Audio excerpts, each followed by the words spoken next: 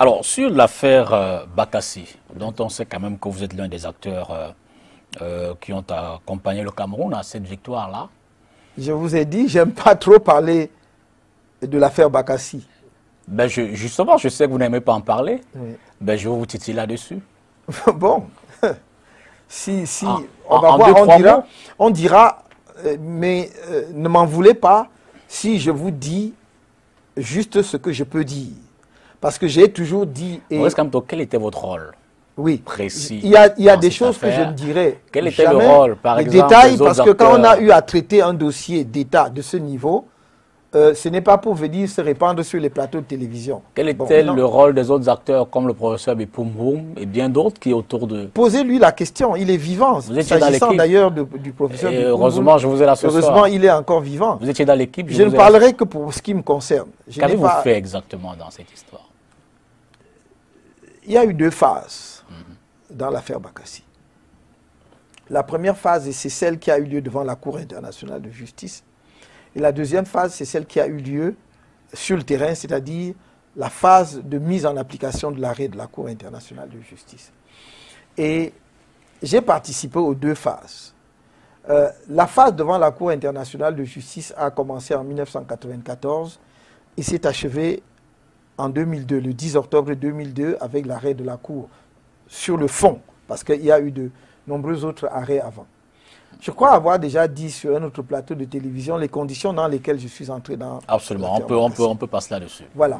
Donc, j'ai été dans la phase devant la Cour co-agent, avocat et conseil. Parce qu'on peut être agent ou co-agent sans intervenir dans la préparation technique du dossier. Parce qu'un agent, c'est celui qui représente l'État. Absolument. Donc, on peut être aussi conseil sans être avocat. Dans la terminologie devant la Cour, vous êtes conseil et avocat lorsque vous participez à la fois à la rédaction des écritures et aux plaidoiries orales. Donc, c'est pour cela que, dans mon cas, j'étais co-agent, conseil et avocat, ou avocat et conseil, parce que je faisais les trois. Donc, j'ai été conseil, j'ai rédigé, participé en tout cas à la rédaction de toutes les écritures, et j'ai participé à toutes les phases de plaidoirie. Depuis 1900, les premières plaidoiries ont eu lieu en mars 1996, en février 1996, pardon, sur les mesures conservatoires, jusqu'au fond de l'affaire, en passant par les exceptions préliminaires et par la demande en révision de la partie nigériane. Donc j'ai participé à toutes ces phases, j'ai été avocat. J'entends où on écrit beaucoup de choses. Ce qui est le plus étonnant dans notre pays, c'est que ceux qui écrivent le plus ou font le plus de déclarations, c'est ceux qui ne savent strictement rien. Ben, c'est aussi une porte largement ouverte quand vous-même, les acteurs principaux, vous vous réservez d'en parler. Je vais vous dire pourquoi. Parce qu'il ne m'appartenait pas à moi d'en parler. L'État aurait pu organiser une communication pour donner au public ce qu'il voulait que le public sache de cette affaire. On n'a pas voulu le faire. Je ne veux pas donner, et je n'ai jamais voulu donner l'impression que j'ai travaillé dans le dossier Bakassi pour ma gloire personnelle. Franchement, ce n'était pas le cas. Et si ça avait été le cas... Mais l'impression que ça n'est dégagé pour le peu que vous en dites, c'est souvent comme si Maurice Kamto s'en attribue, j'ai fait dire, la victoire. Est-ce que vous m'avez déjà entendu parler de l'affaire Bakassi, à part les quelques fois où la question m'a été posée, d'ailleurs ici essentiellement chez vous? Non.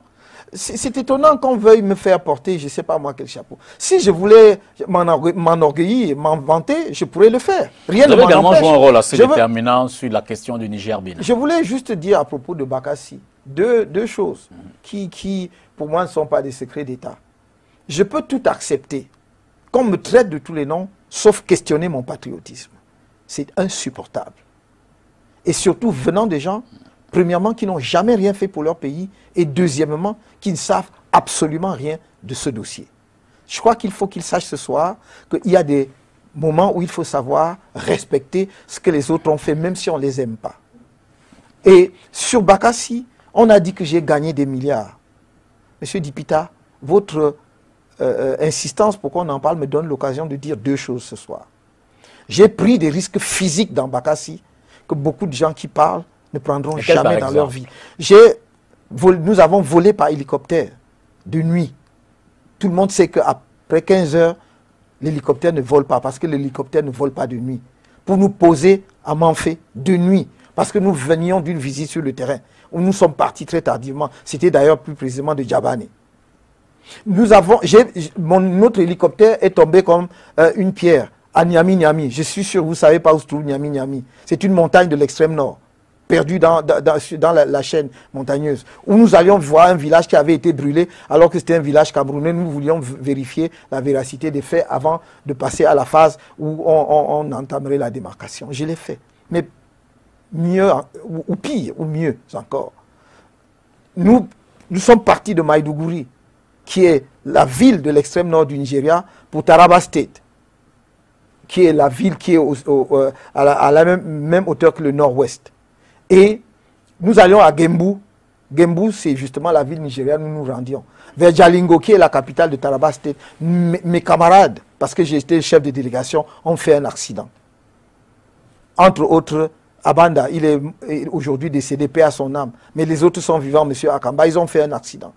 Heureusement, finalement, au final, on se rendra compte que ce n'était pas très grave. Mais sur le champ, nous ne pouvions pas le vérifier. Je les ai pris dans la voiture. On est allé à l'hôpital Jalingo, il n'y avait pas de radio.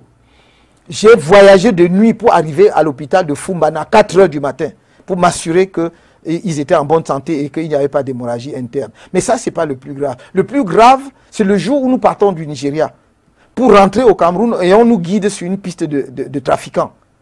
La piste de trafiquants, les véhicules ne se croisent pas. Parce que c'est une piste creusée à la main. Une seule voiture peut descendre. Notre voiture était encastrée, c'était un 4x4. Nous sommes sortis à 1 h du matin pour chercher dans les villages avoisinants si on pouvait trouver une hache pour enlever les racines qui encastraient notre véhicule. Quand nous sommes arrivés vers Sabongari, les populations étaient époustouflées, abasourdies parce que trouver des citoyens, j'allais dire presque normaux, dans de telles régions, c'était inhabituel.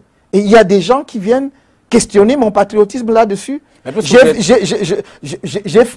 pouvait se noyer combien de fois Est-ce que vous êtes remonté après ces gens, Maurice Kamto? Non, je ne suis pas remonté. C'est peut-être l'occasion de leur dire ce que ça vous a rapporté aussi ce soir. Oui, qu'est-ce que ça vous a rapporté? Très bien, monsieur Dipita, merci.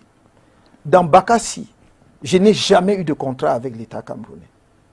L'État vous a-t-il désintéressé d'une quelconque manière? Déjà, attendez, pourquoi vous posez une question importante et vous me donnez l'impression que vous ne voulez pas que... Je voudrais expliquer clairement aux Camerounais ce qui s'est passé. Parce que ça revient un peu trop souvent. Et justement, les gens veulent diminuer, j'allais dire, la part de contribution que j'ai pu faire au service de mon pays, pour ma patrie dans Bakassi, en disant que je me suis enrichi dans Bakassi. Permettez donc que j'éclaircisse ce point.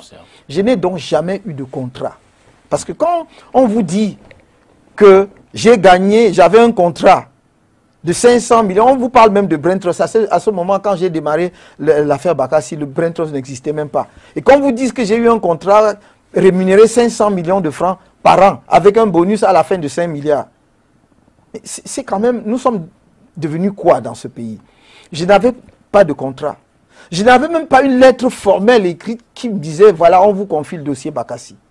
Ça s'est fait au téléphone. Je vous ai expliqué, en tout cas j'ai expliqué aux Camerounais que je suis entré dans le dossier Bakassi par un coup de téléphone du ministre d'État, Ferdinand Oyono, ministre des Affaires étrangères. J'étais à l'amphithéâtre à Douala en train de donner un cours. Le doyen de la faculté m'a appelé en disant, on vous appelle de Yaoundé. J'ai pris le téléphone et c'était le ministre d'État au bout du téléphone. Et il m'a dit, je voudrais vous voir. Et je lui ai dit, je peux être là vendredi. Il a dit, je vous attends. Vendredi, je m'y suis rendu et il m'a demandé si je voulais prendre en charge le dossier à la demande du président de la République, ce que j'ai fait. Monsieur Dipita, pendant tout le temps que j'ai travaillé dans Bakassi, nous étions traités comme des fonctionnaires camerounais lorsqu'ils se rendent en mission. Donc si nous allions au Nigeria, on calculait nos frais de mission comme des fonctionnaires camerounais qui vont en mission au Nigeria. Si nous allions à Paris ou à La Haye, on calculait nos frais de mission, chacun sur son grade, comme on le fait dans la fonction publique. Si vous êtes fonctionnaire de catégorie indistinct, on calcule vos frais de mission sur cette base. C'est connu. Et je le dis ici aujourd'hui, parce qu'à un moment donné, il faut que la vérité soit connue des Camerounais. Et donc, je n'ai pas eu de rémunération particulière autre que celle que je viens de vous dire. D'où vient-il qu'on puisse dire aujourd'hui que j'ai eu, même pas des centaines de millions, mais des milliards de francs CFA? Comment des Camerounais sains d'esprit, mais je doute qu'ils le soient, peuvent-ils tenir de tels propos? D'où tirent-ils leurs chiffres? Pour faire précis, Oui. vos frais de mission, Oui, au bout de la mission, Oui. après la victoire du Cameroun, oui. tout cela a fait combien de francs CFA? Je ne peux pas cumuler, monsieur, parce que ça suppose que j'avais déjà l'idée que je calcule, je veux savoir combien j'ai gagné dans Bakassi. D'accord. On nous disait aller en mission, nous allions en mission, et on nous donnait les frais. Je peux vous dire que le seul avantage d'ailleurs qu'on avait dedans, c'était que quand le chef de délégation le voulait bien, il prenait en charge vos chambres d'hôtel. Donc au lieu d'utiliser vos frais de mission pour payer vos chambres d'hôtel, vous aviez cela. Un mot sur le rôle que vous avez joué dans l'affaire Niger-Bénin. Oui, dans l'affaire du Niger-Bénin, donc j'étais conseil du Niger, et c'était à propos de l'île de l'été. C'est une affaire vraiment qui était un point de crispation entre les deux pays depuis le lendemain de l'indépendance. Il y avait eu d'ailleurs à une certaine époque, je crois, quelques accrochages sur cette île-là. Donc c'était un enjeu politique très sensible. Et nous avons fait un remarquable travail. J'étais pas seul, j'étais partie d'une équipe donc avec deux collègues belges et un autre collègue qui est d'ailleurs du Burundi. On a fait un travail remarquable puisque le Niger a gagné l'affaire. Et vous direz comme un de vos proches que vous êtes pacificateur, réconciliateur? Je crois que on peut, si on a pensé qu'un tel qualificatif pouvait nous aller, c'est aussi probablement que la personne a bien observé ce que nous avons essayé de faire jusqu'à présent, parce que pacificateur par justement le règlement pacifique des différends.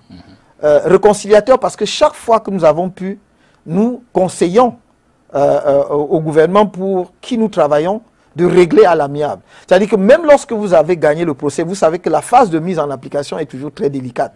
Et donc, conseiller aux gens d'aborder la question de façon à demain pouvoir vivre encore comme des voisins. Parce que quand vous êtes deux pays voisins, vous ne pouvez pas créer entre vous des relations telles que demain vous ne pouvez plus vous parler. Et c'est en cela qu'on peut parler justement de réconciliateur. Parce que même dans la mise en œuvre de l'arrêt avec le Nigeria, nous avons de ce point de vue-là contribué modestement à notre niveau, mais également à construire la bonne entente entre les deux pays.